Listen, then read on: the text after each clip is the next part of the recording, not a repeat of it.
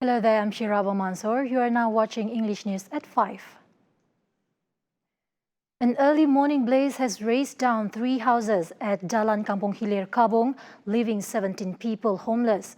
All 3 houses were completely destroyed, while 5 houses were partially damaged by the flames. However, no casualties were reported. Sarawak Fire and Rescue Department Bomba Operations Centre in a statement disclosed that they received a distress call at 4:47 a.m. earlier today. A team of 7 firefighters from Seratok Bomba, led by PPGB Nazri Muhammad, was deployed and rushed to the scene, which is about 45 minutes from the station. Upon arriving, all 3 houses were completely gutted by the fire. According to Adun N40 Kabong Special Officer Noor Elfi bin Amir, Kabong Assemblyman Muhammad Chikadir had visited the incident venue at around 5 a.m. today. He said personal donations in terms of cash money and food baskets have been distributed to the victim's family, while home repair assistance for the affected houses will be done immediately by today. Kita boleh dapatkan maklumat pada kami juga sebenarnya on behalf of our YB lah.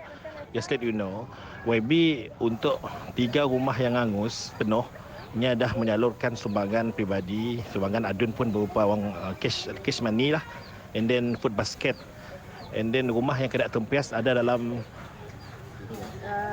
5 buah rumah yang kena tempias.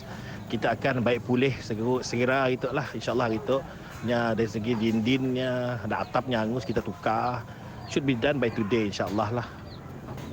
Ia tindakan daripada adun Kabong pun.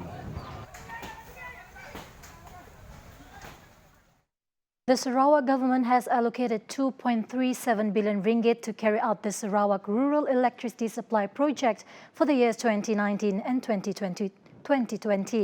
Chief Minister Datuk Patinggi Abang Johari Tun Openg said this is in line with the target of achieving complete electricity supply in rural areas by 2025. Abang Johari said rural electricity coverage in 2009 was 56%, while the latest figures this year showed 93% coverage. Tuan-tuan, untuklah kerja kita dalam masa 5 tahun akan datang, termasuk jalan raya, bekalan elektrik, bekalan air. He said this when officiating the Sarawak Rural Electricity Supply SARIS program in Long Pilah, Telang Usan, a rural village about 760 kilometers north of the state's capital. Meanwhile, Abang Johari also approved an allocation of 16 million ringgit for the implementation of 2 development projects in Telang Usan.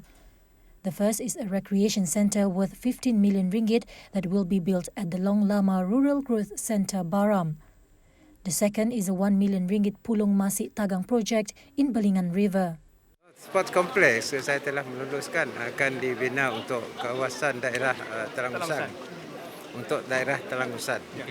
Dan YB dengan pihak Kementerian Belia dan Sukan akan mengenal pasti tempatnya lah.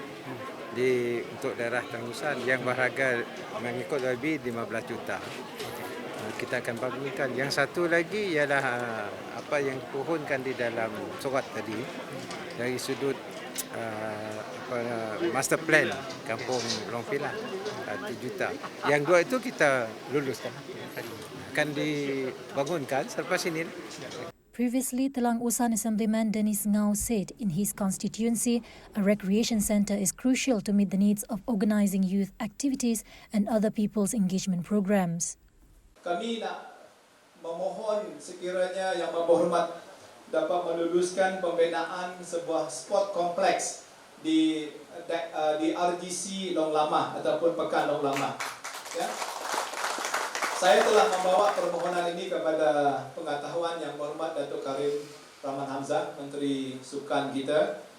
Dia terus menerima setuju sebenarnya permohonan ini dan mahu meletak dia dalam rancangan Malaysia ke-12, tapi bagi saya itu agak lambat. Jadi di sini saya nak merayu mewakili semua penduduk di Telang Usan, Yang Berhormat Menteri, berilah hadiah ini kepada kami hari inilah pembinaan sebuah sport kompleks di Pekan Long Lama Bukan untuk orang ulama saja, tetapi untuk sekolah, untuk gereja, untuk belia, seluruh Telangusan mengadakan aktiviti sukan komuniti dan sebagainya.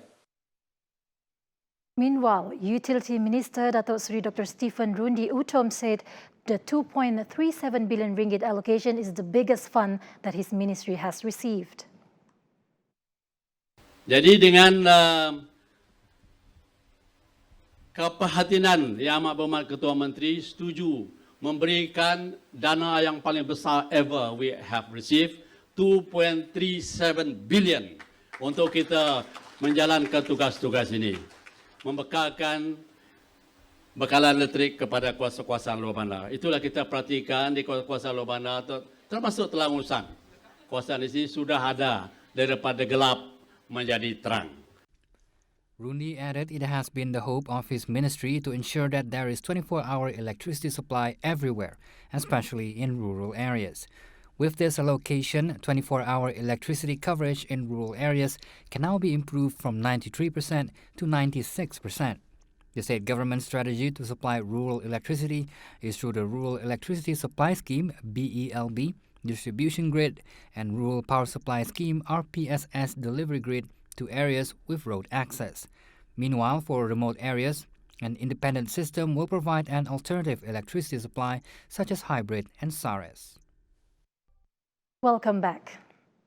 Wisma Sabakas is closed for 2 weeks starting November 2nd till November 16th following the detection of positive COVID-19 cases involving a business premise on level 2 of the building. A notice of closure was issued by the Ministry of Health to allow sanitation works to be carried out during that period. However, the office space on the Wisma Sabakas Tower is still in operation as usual.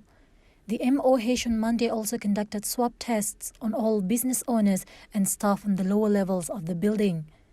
Wisma Sabakas Management Committee will also conduct surface cleaning and sanitation works on the whole shopping block. The general public is advised to not visit the complex until the end of the closure period. A body of an Indian national who was reported missing after falling into the Batang Lupar on October 31st was found near the Triso ferry terminal in Maludam today. According to the Sarawak Fire and Rescue Department Bomba Operations Centre, the body was found by ferry workers at 6:20 a.m.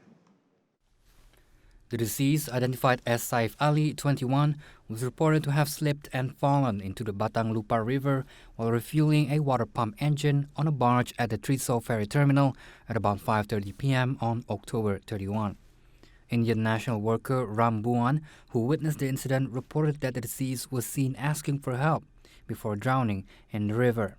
His body was found 300 meters from the location where he was reported to have fallen. The Perodua Myvi car believed to be used by two men who fled from police personnel of Mobile Patrol Vehicle, MPV, and caused the death of one of them in an accident has been located this morning.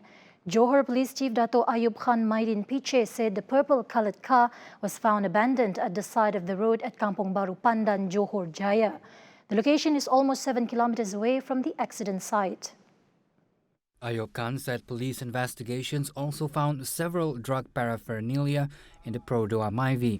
They believe the suspects are involved in drug abuse or drug distribution, which led them to flee from the police. According to him, the police also believe that the suspects are still in the state. On a suggestion to promote the late Nico Lester, who was stationed at Bandar Dato' On police station since early this year, Ayub Khan said it would be discussed with Bukit Aman for further action as the deceased died while on duty. The parents of a 24-year-old Malaysian student who was murdered last week in Taiwan went to a mortuary in Kaohsiung in the wee hours on Monday to identify the body. The parents arrived at Kaohsiung mortuary at around 1:30 a.m. and were later issued a death certificate for their daughter, who will be cremated. The body of their daughter, a university student in Tainan, was found October 29 in Kaohsiung's mountainous Elian district after the school reported her missing since the day before. Based on footage from CCTV street cameras, the victim was last seen alive on October 28, walking alone near a railway overpass in Tainan's Gueren district. Police found and arrested a 28-year-old man who confessed to strangling the student with a length of rope and dumping the body in the mountains of Kaohsiung. The victim's parents flew into Taiwan from Kuala Lumpur at around 8 p.m. Sunday and were tested for COVID-19 on arrival and then accompanied at the mortuary by Kaohsiung prosecutors.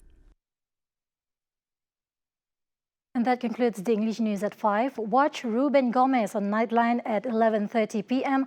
on TVS Channel 122 Astro. I'm Shira Abu Mansour. Thank you for watching.